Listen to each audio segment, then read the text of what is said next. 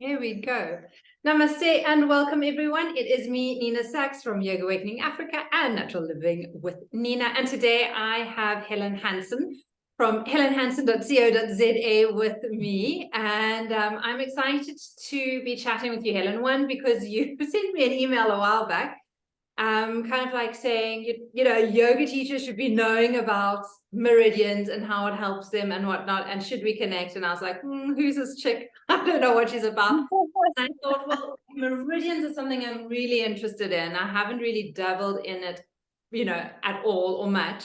And I just thought, actually, like, I'd love to chat with you and find out what it's all about. And then I thought, well, instead of me just giving you a WhatsApp phone call and asking you, like, what is this all about?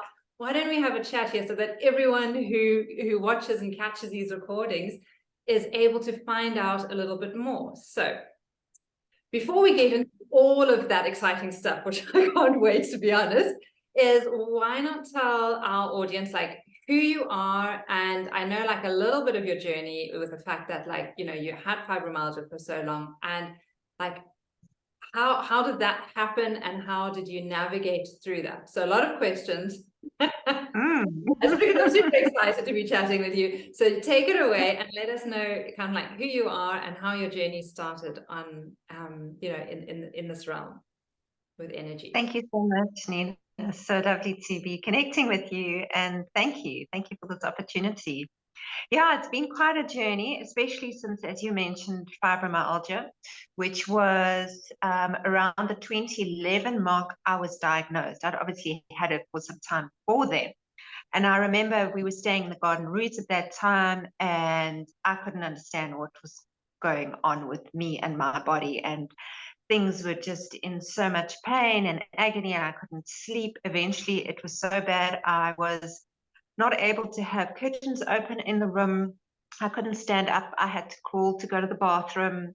It was really, really bad. I was going from doctor to doctor, and one time I thought it was my kidneys packing up, and then the liver, and everything was fine. So what is this? And I eventually found myself at a cardiologist in Mossel Bay, and he tested my heart. He said, "Your heart is absolutely fine. You've got fibromyalgia." And I was like, "Fibro what?" And he gave me a newspaper article to read, and he said, "Here are just some points on the body that you can see that would be affected by pain." I ticked all of them. And he says, "But you're not going to treat this with medication. You're going to have to treat it alternatively." And I am ever so grateful to that gentleman for confirming that for me, because as we know, a lot of instances, people are saying you can't cure fibromyalgia. You have to be on medication for the rest of your life. Fibromyalgia, like insomnia, is a whole lot of different symptoms coming up. And it shows up eventually as physical pain. And I say eventually because there's a lot of other things that happen before that we don't always notice, or we just push under the carpet. But essentially, at the end of the day, it's emotional and spiritual clearings which need to take place, which haven't for whatever reason. And it took me a good few years to actually realize all of that. And getting back home after visiting the cardiologist, I remember thinking, well, he says alternative, but what can I do? Totally forgetting that I actually had a whole lot of tools in my toolbox. At that time, I wasn't a kinesiologist. I had been working most of my life at that point with children, actually. But I had a drama background, and I had naturally, the work had developed into a therapy type of work.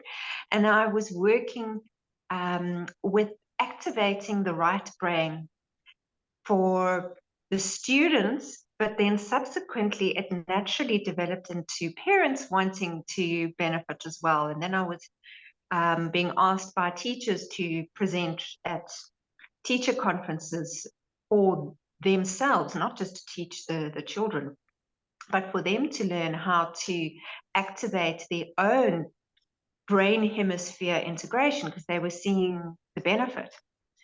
So it took me a good couple of months, if not a year or so, to suddenly realize, hang on, I've actually got some of these tools. One of the basic ones being breathing.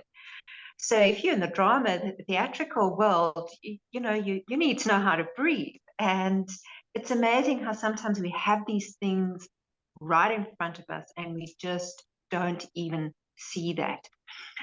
And that was one of my, on that note, biggest realizations was looking at what was right in front of me. Because of the pain that I was in, I couldn't go to any alternative specialist in the area. We stayed in a little remote area in the garden route, beautiful place. So I thought, well, what can I do? Okay, I'm going to take myself out into the garden every morning. I had a wooden chair and I sat in the middle of the grass and I looked at the different blades of grass and I listened to the birds and I sat for a couple of hours every morning. And that is what got me to look at my thoughts. I didn't know what was going to happen. I just thought, okay, let me just do this. It was my introduction to meditation. From then on, I went on to officially learn and put into practice. I say it that way because I actually joined a group in Eisner that I went to regularly and learned the art and the skill of Zen meditation, which I still use today. But it was that first act of committing, and I did it for about 3 to 4 months, every morning, sitting for a few hours on the chair in the garden. And I'll never forget the one day thinking, oh, I wonder what the neighbors think of me. Now, it was a whole lot of different small holdings, so it's not like we had a lot of neighbors, but so funny I had that thought because a few mornings later, the neighbor actually walked past and shouted a rude comment to me about, I'm so lazy, I never do anything. And I thought, wow, isn't that interesting to observe how others observe and assume without any knowledge. And at the same time, I'm observing myself, becoming more and more aware of these thoughts going on in my head, thinking, is this really me? Do I really think like that? Have I got all this baggage and this stuff? I'd really honestly never looked at it. I just kept on going and kept on going, and something happens and you kind of deal with it and put a plaster on and carry on. And suddenly realizing that I've got a lot of plasters that I actually need to just take off so that the proper healing can take place. And you know what it's like when you rip a plaster off, it can be a bit ouch. It can be hard. It can be very Yeah. And that's exactly what happened. But it took me, I would say, about 4 years to really work through it and work through it having a bounce back. So that's often what happens when we go through something as intense as a fibromyalgia, where you will do natural healing and things will be slow but progressive. And then eventually you think, wow, okay, I've got this now, I'm done. And then comes back, and it feels like it comes back even worse. And that happened to me. We had then just returned back to Joburg. And I remember thinking at one point, the one day, I don't know if I'm actually going to make this, because your body feels like it can't take any more of this pain. And it was all those individual pain points that I'd had together times by an amplitude. And it was the fibromyalgia trying to hold on to its last breath. Yeah. And my little boy came to me the one afternoon. I'm lying in bed because that's just kind of what I did at that time, was lying in bed and just hope and wait for everything to pass. And my son, he was about 5, 6 at the time. He said to me, Mommy, when are you going to die? Not are you, but when. And that hit me so hard. And I had these flashes coming into my mind of my child growing up, and I'm not there, and I don't see this and I don't see that. And I thought, no, that can't happen. I want to be there for him finishing school and going on his own journey and having his own children. I want to be there for all of that. And that gave me this burst of will and of drive, knowing my why. Why do I want to live? Why do I want to get up? Why do I want to enjoy my life? Why do I want to be healthy? So if you don't know your why, like really, really, really know your why, it's the best advice you can get. And it's not about fibromyalgia. It's just about life in general. Know your why.